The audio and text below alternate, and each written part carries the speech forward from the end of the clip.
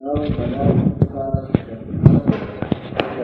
छह काय के जीवों की रक्षा, आचारांग आदि शास्त्रों का ज्ञान हो, लेकिन उन शास्त्रों का जो मूल प्रतिपाद्य है, जिसकी वजह से, जिस कारण से उन शास्त्रों की रचना हुई है, जिस कारण से भगवान की दिव्य ध्वनि खिली है, उस आत्मा का ज्ञान नहीं है। और उन सारे शास्त्रों का ज्ञान तो है, जैसे सारी रामायण का ज्ञान, इसमें राम भी आए, लेकिन सारी रामायण में एकमात्र राम का चरित्र उपादेश है। राम का जो चरित्र है वो श्रद्धा करने लायक और आचरण करने लायक है, ऐसा नहीं जाना। रामायण सब याद सारी, इसमें राम का चरित्र भी आया, तो इसमें राम की बात भी करे। रामायण में राम की बात तो आएगी आएगी, तो राम की बात करे और उसके साथ में जो भी प्रासंगिक बातें हैं उन सबका ज्ञान हो। लेकिन यह ज्ञान तो रामायण का ज्ञान है, रामायण शास्त्र का, रामायण ग्रंथ का ज्ञान है। लेकिन रामायण ग्रंथ का प्रतिपाद्य जो राम है वो ठीक वैसा राम ही मैं हूँ, और मेरा चरित्र भी वैसा ही, क्योंकि वो भी मनुष्य थे और मैं भी मनुष्य हूँ, तो मेरा चरित्र वैसा होना चाहिए। इस तरह राम के चरित्र का आचरण किए बिना रामायण का ज्ञान, रामायण का विश्वास और रामायण का आचरण, रामायण की पूजा करे, तो वो सबका सब व्यर्थ है, निरर्थक। ऐसी कैसी है बात। आचारांगादि शब्द श्रुत का ज्ञान, आचारांगादि शास्त्रों का पढ़ना, सारा याद, सब कुछ, जीवादि 9 पदार्थों का सिद्धांत। जैन दर्शन में जीव अजीव आश्रवबंध संवर निर्जरा मोक्ष इस 7 तत्व कहे, और पुण्य और पाप मिलाकर 9 तत्व कहे अथवा 9 पदार्थ कहे, एक ही बात है। क्योंकि इनको जाने बिना आत्मा को नहीं जाना जा सकता, और आत्मा को जाने बिना आत्मा का कष्ट दूर नहीं हो सकता। आत्मा को दुख है, किसी भी कारण से हो, लेकिन दुख तो है ना, दुख का वेदन तो आत्मा करता है ना। तो आत्मा इन जीवादि 9 पदार्थों में रहता है, अन्यत्र नहीं रहता। इसलिए आत्मा को जानने के लिए जीवादि 9 पदार्थों का ज्ञान जरूरी है। और फिर वह आत्मा वस्तु होने पर भी, चैतन्य होने पर भी वर्तमान में दुखी है, तो उस दुख का निराकरण किस विधि से होगा, वो सारी बात 9 पदार्थों में आ जाती है। तो वो जीवादि 9 पदार्थों का श्रद्धान करे कि 9 तत्व हैं, और 9 तत्व की मैं पूरी श्रद्धा करता हूँ, अर्थात 9 ही हैं। भगवान ने भी 9 कहे, मैं भी 9 ही मानता हूँ। लेकिन भगवान ने इसलिए तो नहीं कहे थे कि तू 9 में घूमा करना, 9 में सैर किया करना, तेरा ज्ञान निरंतर उन 9 पदार्थों में घूमता रहे, तो इसको 9 पदार्थों की श्रद्धा हम नहीं कहते हैं। तो क्या करे, 9 में केवल एक जो आत्म तत्व है वह तो ग्रहण करने लायक है, और शेष ग्रहण करने लायक नहीं है। तो फिर ये आत्मा उन ग्रहण नहीं करने लायक तत्वों के साथ क्यों है? कि है सदा से इसकी भूल के कारण ये उनके साथ है, लेकिन उन 9 में से एक को छांटकर और उसकी श्रद्धा करना, अर्थात यह मैं हूँ, अन्य मैं नहीं हूँ, इसका नाम नव पदार्थ का सिद्धांत कहलाता है। तथा 6 काय के जीवों की रक्षा, जीव को जब चारित्र पैदा होता है, भीतर का जो आचरण पैदा होता है, तो वहाँ 6 काय के जीवों का अहिंसा 4 जो उसके भावों में कषाय की मंदता होती है, उस कषाय की मंदता के होने पर आत्मा अपने स्वरूप में, अपनी सत्ता में आचरण कर सकता है। इसलिए 6 काय के जीवों की रक्षा को चारित्र कहा था। क्यों कहा था? कारण है ना उसका। चित्त में इतनी कोमलता आए बिना 6 काय के जीवों की के प्रति दया का भाव, रक्षा का परिणाम उत्पन्न हुए बिना जो भावभूमि है चित्त की, वो नरम नहीं बनती है। नरम भावभूमि में आचरण का पुरुषार्थ सफल होता है, कठोर में नहीं होता। ये खेत में टीले ही टीले हों, कठोर टीले मिट्टी के पत्थर हों, बालू हो, तो वहाँ बीज फेंक दिया जाए पर व्यर्थ जाए, पैदा नहीं होगा। इसी तरह तीव्र परिणाम में सम्यक दर्शन ज्ञान चारित्र का प्रयत्न किया जाए तो वो सफल नहीं होता है। इसलिए सर्वत्र ही है ये बात। कोई भी काम हम करना चाहें तो वहाँ उस काम के करने की एक खास भूमिका होती है, एक खास वातावरण होता है, तब वो काम हो सकता है, अन्यथा वो संभव नहीं होता है।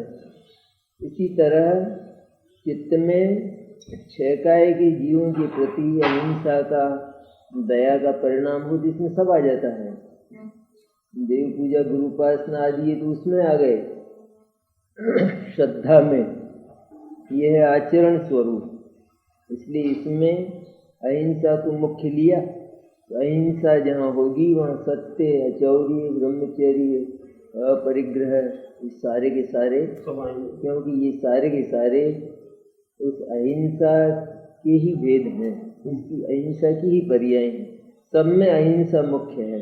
इसलिए 6 काय के जीवों की रक्षा, अहिंसा का जो पुण्य रूप परिणाम है, तो वहाँ आत्मा के आचरण का अंतरंग पुरुषार्थ सफल हो सकता है। अन्यथा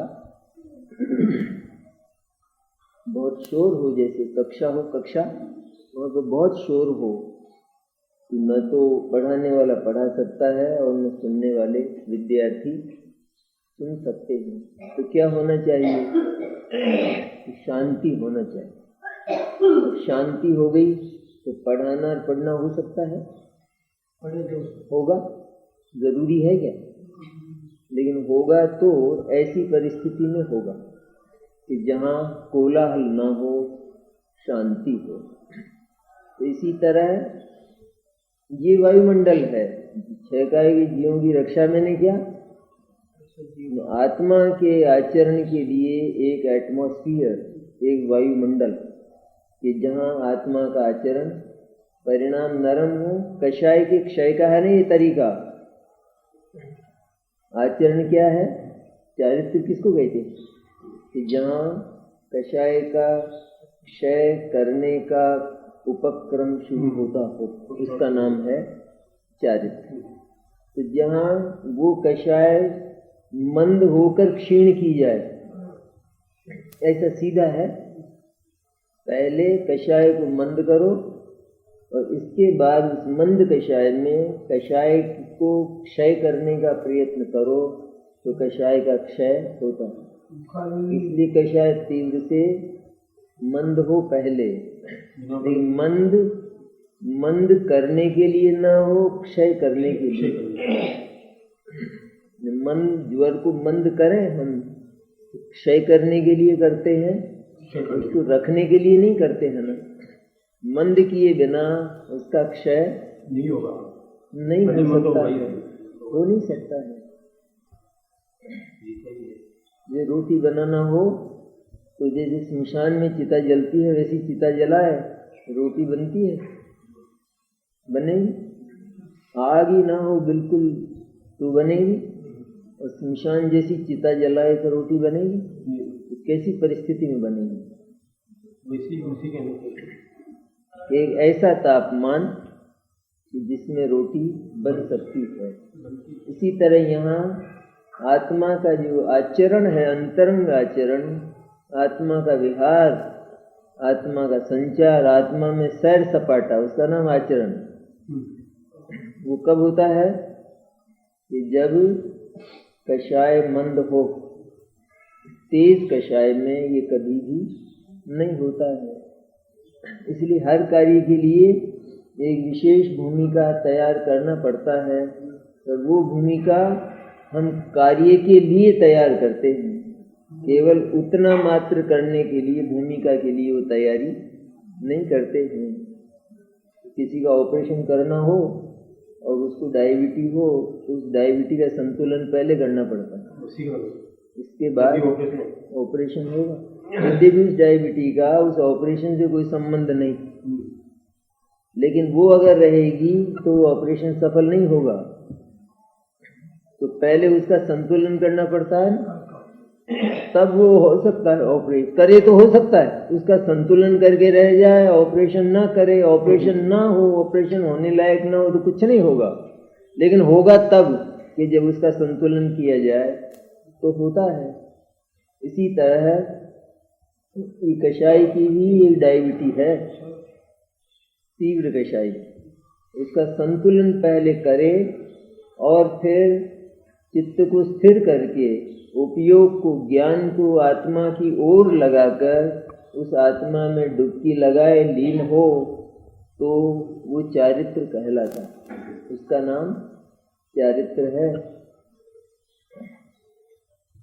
किसी भी वस्तु में लीनता होती है आत्मा की, आत्मा के अतिरिक्त अन्य वस्तु में आत्मा की लीनता होती है, तो उसका नाम तो दुष्चरित्र है, खोटा चारित्र है। क्योंकि अन्य पदार्थ में आत्मा का आचरण शोभा नहीं देता, तो दुष्चरित्र है। लेकिन आत्मा को आचरण करने की आदत तो है या नहीं? जैसे भूख लगी हो, खाने की याद आवे ना, तो खाने पर चित्त एकाग्र होता है, लीन हो जाता है एकदम। खाना मिलता है तो फिर लीन होता है ना उसमें। उस लीनता का नाम, स्थिरता का नाम, टिकने का नाम, उसमें डूबने का नाम, उसका नाम आचरण है। आत्मा भी एक वस्तु है। तो जैसे अज्ञानी अपने से भिन्न पदार्थों में लीनता करता है, इस तरह आत्मा भी एक वस्तु है, तो उसमें लीनता हो सकती है। और आत्मा सुंदर है, अच्छा, क्योंकि अपना है वो। आत्मा अपना है, अपनी चीज है। आत्मा पर आत्मा का सर्वाधिकार है। इसलिए वहाँ जो आचरण है वह स्वतंत्रता से होता है, और उस आचरण को कोई आपत्ति और कोई ऑब्जेक्शन नहीं होता। अपनी वस्तु में आचरण किया जाए तो वहाँ ऑब्जेक्शन नहीं होता, और किसी दूसरे की वस्तु में आचरण हो तो वो आपत्तिजनक होता है। जैसे रेल में हम किसी दूसरे की अटैची को खोलने लगे तो तुरंत आपत्ति हो, वैसी अटैची ठीक हमारी हो तो कोई आपत्ति नहीं करेगा, उसको खोलेंगे। तो दूसरे की खोले तो आपत्तिजनक है ना बात। और यहाँ आत्मा सबकी अटैचियाँ खोलता है, और फिर भी ईमान धर्म वाला बना रहता है। ये मेरी दुकान है और ये सब सामान मेरा है, इसमें कोई किसी दूसरे का नहीं है, और दूसरे का मैं रखता भी नहीं, ऐसा अनाचार अनीति में करता नहीं हूँ। लेकिन तेरी दुकान कब से हुई? आत्मा के, और आत्मा के सामान कब से हुआ? ये अनाचार है क्या है? तो जगत के लोगों ने कुछ अनाचार तो ऐसा है कि जिसको आचरण घोषित कर रखा है।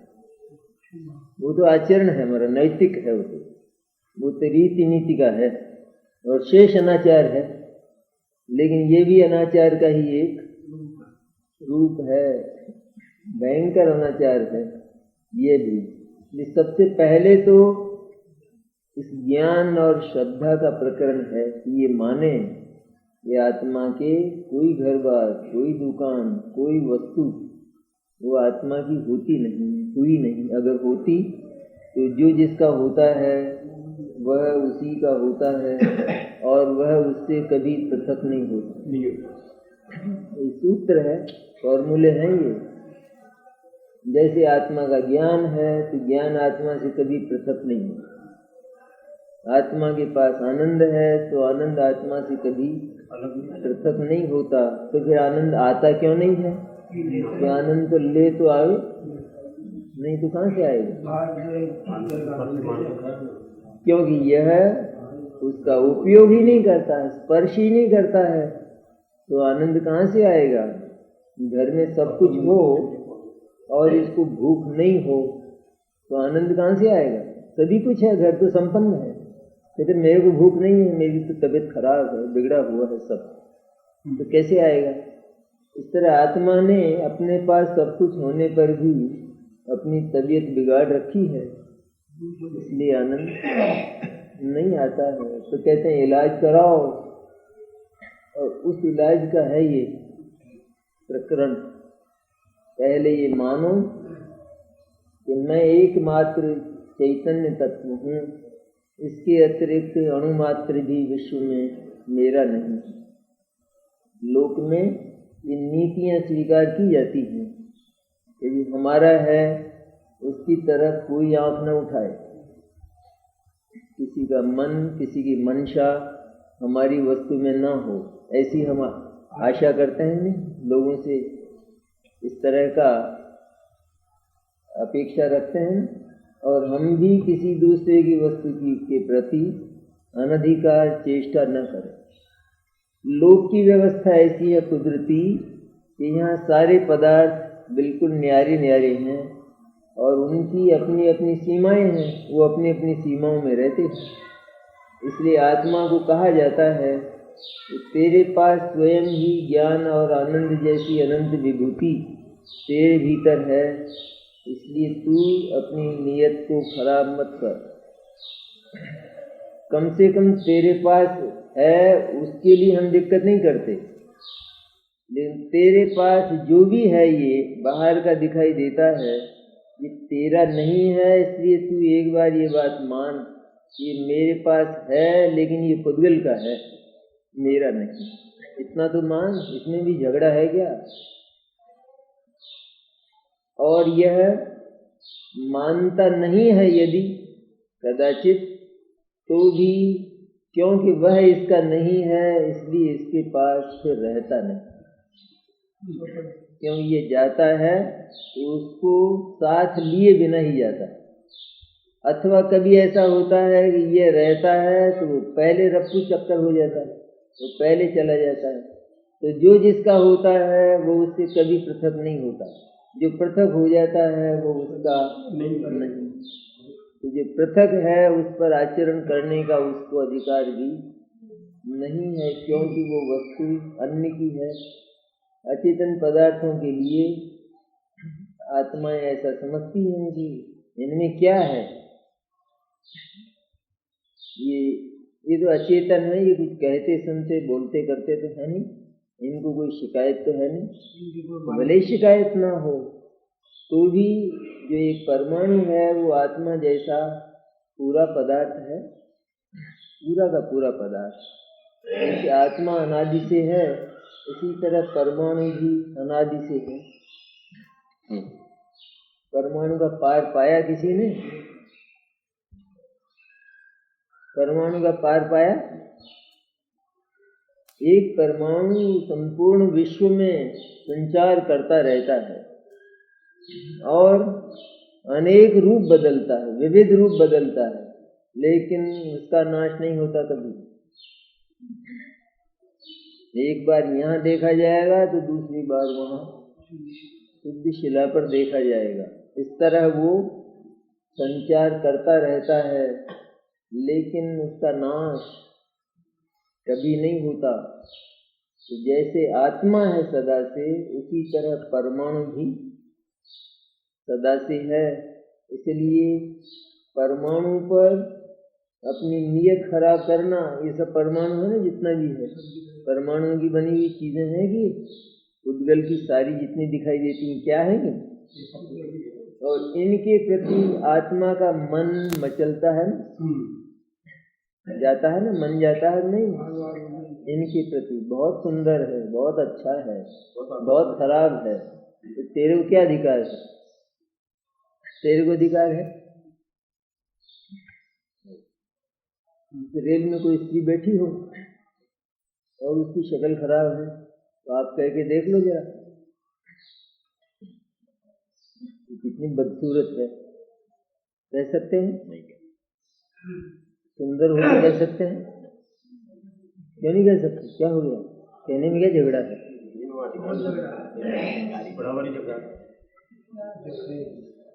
नहीं कह सकते ना? क्यों नहीं कह सकते? तुमको क्या है इससे? तेरा क्या अधिकार है? तेरे को क्या प्रयोजन है? इसी तरह परमाणुओं को सुंदर और असुंदर कहना, परमाणु कहता है ये मखौल नहीं है, इसका बदला बहुत बुरा होगा और मैं ही लूंगा, कहते हैं बदला मैं स्वयं। क्योंकि आत्मा से जितना बदला लेता है वह सब कर्म लेता है ना। तो कर्म किसका बना हुआ है? परमाणु का बना हुआ है।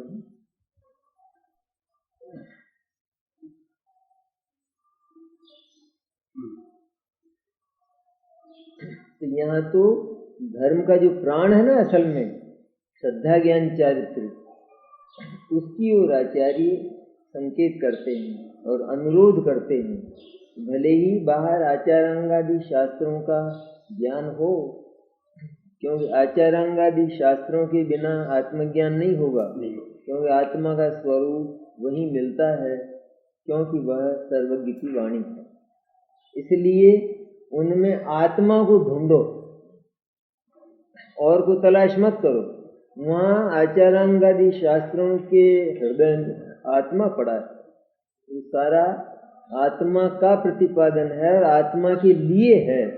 आत्मा न हो तो वो नहीं होता।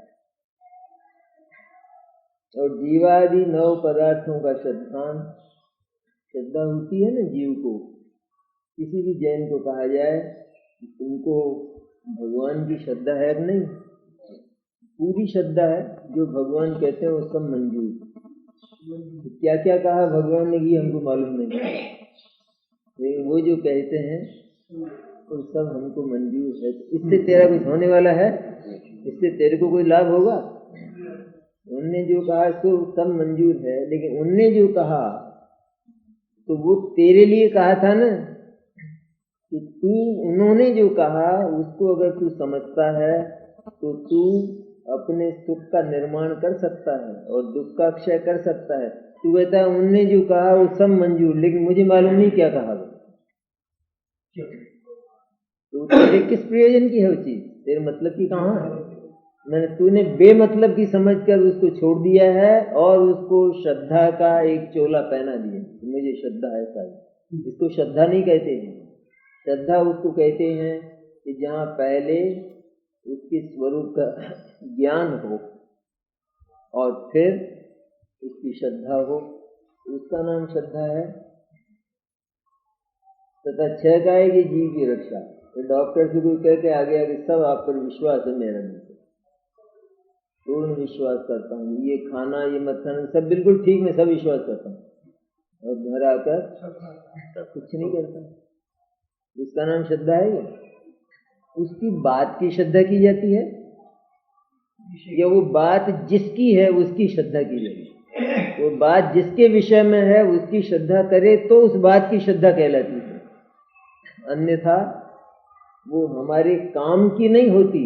वो श्रद्धा अंधी श्रद्धा वो काम की नहीं होती, इसको अंधी श्रद्धा कहते हैं। भगवान आपने जो कहा वो सब मुझे स्वीकार है, क्या कहा, लेकिन क्या कहा वो तेरे लिए काम का है। तू अपने ज्ञान में उसको पहले पूरा समझता, उसका पूरा विश्लेषण करता, इसके बाद कहता कि मुझे आपकी पूरी श्रद्धा है।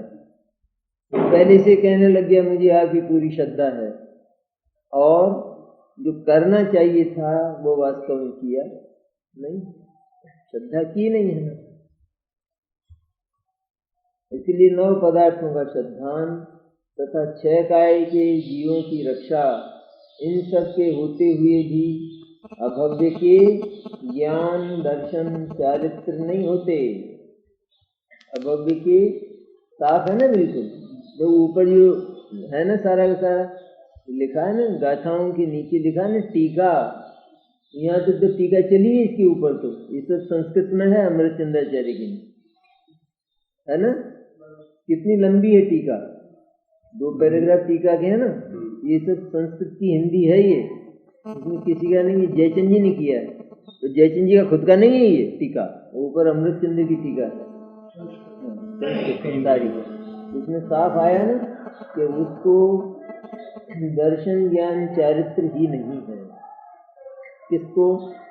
अभव्य को, अर्थात अज्ञानी को, क्योंकि वह दर्शन ज्ञान चारित्र के जो बाह्य साधन हैं केवल उनको दर्शन ज्ञान चारित्र मान बैठता है, इसलिए वह दर्शन ज्ञान चारित्र तक पहुंचता नहीं। और वे जो बाहर के दर्शन ज्ञान चारित्र होते हैं वे अंतर तक पहुंचने के लिए होते हैं, इसलिए होते हैं वे।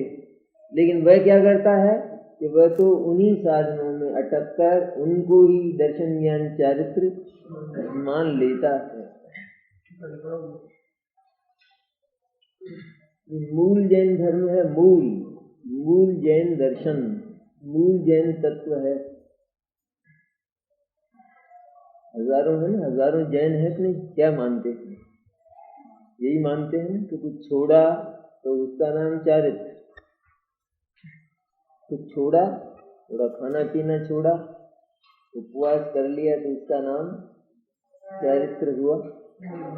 चारित्र शांति को कहते हैं, चारित्र धर्म को कहते हैं, और वह चारित्र किसी के छोड़ने से हुआ तो फिर वो चारित्र पराधीन हुआ, तो उसको छोड़ने से वो चारित्र पैदा हुआ, ठीक है ना। तो पराधीन हुआ कि नहीं। जैसे किसी के होने पर उनको कष्ट है किसी के सद्भाव में, तो आराम कब हो, तो वो जावे तब। तो ये आराम किसका दिया हुआ तो उसके जाने पर ये आराम हुआ। इसी तरह पदार्थों के ग्रहण से चारित्र रुका हुआ था, पदार्थों को छोड़ने पर चारित्र पैदा हुआ, तो वो चारित्र पदार्थों के अधीन रहा। कैसे पैदा हुआ? उन पदार्थों के जाने से वो चारित्र पैदा हुआ, तो कितना पराधीन हुआ। तब तो फिर निरंतर ही उन पदार्थों को ही छोड़ने का और उनको ही हटाने का प्रयत्न करे चारित्र के लिए, और आत्मा ने यही किया है, इसलिए उसके चारित्र नहीं हुआ, ठीक है ना। सारा ही जितना भी है ये तो मूल दिगंबर दर्शन है, मूल वास्तव। चारित्र आत्मा का चारित्र आत्मा के भीतर से पैदा होता है, तो चारित्र आत्मा का गुण है और वहां से चारित्र पैदा होता है। लेकिन चारित्र के जो बाह्य बनाव हैं, केवल ऊपर के बनाव, ऊपर की भूमिका, उसको दर्शन ज्ञान चारित्र मान लेने पर असली चारित्र हाथ से निकल जाता है, वो हाथ नहीं आता, तो उसको कौन पाएगा, फिर प्राप्त नहीं करेगा ना कोई भी। ये किसी ने वो ले ली नोवेल्जिन और उससे बुखार उतर गया, तो कहते ठीक है वो, कहते ये तो उसको हल्का करने के लिए इंजेक्शन लेने के लिए था ये सारा उपक्रम, इसने क्या किया कि उतर गया, बस ठीक है।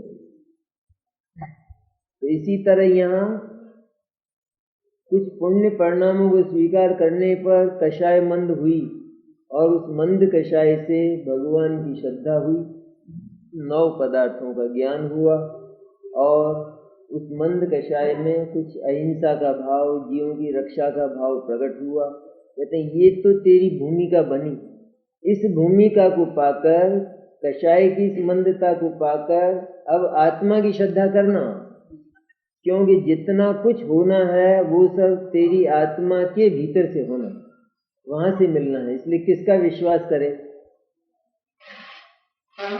तट का विश्वास करे या पानी का विश्वास करे? तट और पानी ये 2 चीजें हैं, किनारा और पानी। किनारे पर गए बिना पानी मिलता है तो किनारे को पानी मान लिया जाए, लेकिन वो किनारे पर गए बिना नहीं मिलता है ना पानी, तो किनारे का कितना एहसान है। तो किनारे के एहसान का गुणगान करता रहे तो पानी मिलता है। तो तट पर गए बिना भले ही पानी नहीं मिलता हो, लेकिन तट में पानी बिल्कुल नहीं है। इसी तरह सच्चे देव शास्त्र गुरु की श्रद्धा के बिना भले ही आत्मा की श्रद्धा न होती हो, लेकिन सच्चे देव शास्त्र गुरु की श्रद्धा वास्तविक श्रद्धा नहीं है। उनकी श्रद्धा ही यही है सच्ची कि आत्मा की श्रद्धा करो, क्योंकि आत्मा का स्वरूप, सच्चा स्वरूप उन्होंने बताया और उन्होंने पाया, इसलिए वही आत्मा का सच्चा स्वरूप बता सकते हैं। इसलिए उनकी श्रद्धा के बिना, उनके स्वरूप को जाने बिना आत्मा की श्रद्धा और आत्मा का ज्ञान नहीं हो सकता। इसलिए उनकी श्रद्धा को श्रद्धा के नाम से पुकारा गया। जैसे अध्यापक को कहे कि आपकी मुझे पूरी श्रद्धा है, इसका क्या अर्थ हुआ? इसका क्या अर्थ हुआ? उन्होंने कहा था समय बर्बाद मत करना और पढ़ने में पूरा ध्यान रखना, ये कहा था। उसने कहा मुझे आपकी पूरी श्रद्धा है, क्या हुआ उसका? वो तो किया नहीं इसने, लेकिन इसको श्रद्धा नहीं है ना, क्योंकि उससे इसका कोई फायदा होने वाला नहीं है, बल्कि नुकसान होने वाला है। क्योंकि केवल उनकी श्रद्धा करके, और मुझे श्रद्धा है पूरी। इस तरह देव शास्त्र गुरु ये कहते हैं कि केवल एक अपने आत्मा पर विश्वास करो।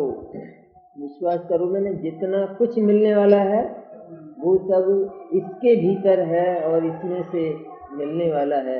हमारा भरोसा मत करना, मुक्ति के लिए हमारे भरोसे मत रहना कि हम मुक्ति दे देंगे या हमारा हाथ पकड़ने से मुक्ति मिल जाएगी। ऐसी मुक्ति हमारे यहाँ नहीं है। हमारे यहाँ तो स्वाधीन मुक्ति है, आत्मा स्वतंत्र। परीक्षा में प्रोफेसर थोड़ी बैठेगा, वहाँ तो स्वयं इसको बैठना पड़ेगा। तो वहाँ याद करे मुझे तो आपकी श्रद्धा है, मुझे तो आपकी श्रद्धा थी, एक भी प्रश्न कर सके। तो भगवान की श्रद्धा का अर्थ ये, जनवाणी की श्रद्धा और गुरु की श्रद्धा का अर्थ ये कि वह उनके द्वारा कहा हुआ जो शुद्ध चैतन्य तत्व है उसका विश्वास करे। यही मैं हूँ। विश्वास मैंने क्या? यही मैं हूँ, अन्य विश्व में मेरा कोई भी नहीं है। जगत के पदार्थ पास में हो, ये तो भूल चूक हुई है ना हमेशा से, इसलिए सारा का सारा है ये। इसके होने पर भी ये तो जाने ना, ये तो माने कि यह मेरा नहीं है। मेरा तो केवल, क्यों मेरा नहीं है? क्योंकि मेरा हो तो मेरे पास सदा रहेगा। क्योंकि ये रहता नहीं है इसलिए मेरा नहीं है। मैं इसको रखने की कोशिश करता हूँ, ये चला जाता है। मैं इसको दूर रखने की कोशिश करता हूँ, ये नजदीक आ जाता है। मौत को दूर रखने की कोशिश करते हैं, सब वो आ जाती है। और सुख को लाने की कोशिश करते हैं तो वो चला जाता है, बीच में हाथ से फिसल कर जैसे चला जाता है। इसलिए इसका नाम वास्तव में श्रद्धा नहीं है। श्रद्धा मैंने सिर्फ चैतन्य तत्व वो मेरा है, अन्य सारा का सारा पराया है। इन सब के होते हुए भी अभव्य के ज्ञान दर्शन चारित्र नहीं होते, इसलिए व्यवहार नए तो निषिद्ध है। और जहाँ शुद्धात्मा होता है वहाँ ज्ञान दर्शन चारित्र होता ही है। जहाँ शुद्धात्मा होता है, जहाँ ये माना जाता है कि मैं शुद्ध चैतन्य तत्व हूँ, तो वहाँ सम्यक दर्शन, सम्यक ज्ञान, और सम्यक चारित्र होता है। कहाँ होता है? जहाँ शुद्धात्मा होता है, जहाँ आत्मा है वहाँ दर्शन ज्ञान चारित्र तो है ही, वो तो गुण के रूप में है। लेकिन जहाँ शुद्धात्मा होता है अर्थात शुद्धात्मा की पहचान होती है जहाँ, तो वहाँ सम्यक ज्ञान, सम्यक दर्शन और सम्यक चारित्र होते हैं। तो किसके आश्रय से हुए? शुद्धात्मा के आश्रय से। और उसमें थे तो हुए, अगर नहीं होते तो कहीं से आते? जब उसमें अगर है ही नहीं दर्शन ज्ञान चारित्र आत्मा के भीतर, तो आएंगे कहाँ से? इसलिए उसके भीतर हैं। और आत्मा ये विश्वास करता है, ये जानता है कि दर्शन ज्ञान चारित्र वो मेरी ही स्वभाव, मेरी ही संपत्ति है, तब उनका परिणमन होता है। और उस परिणमन का नाम ज्ञान दर्शन चारित्र है। परिणमन कब होगा? ये माने ना कि मेरे घर में है चीज, घर में चीज है तो भी चौके में बने, और घर में चीज है उसको छिपाए रखे, उसको निकाले नहीं तो चौके में कहाँ से आए? बनेगी? तो दर्शन ज्ञान चारित्र आत्मा में है, ये बात तो पक्की। लेकिन आत्मा स्वयं इस बात पर विश्वास नहीं करता कि मैं दर्शन ज्ञान चारित्र जैसी संपत्ति वाला हूँ।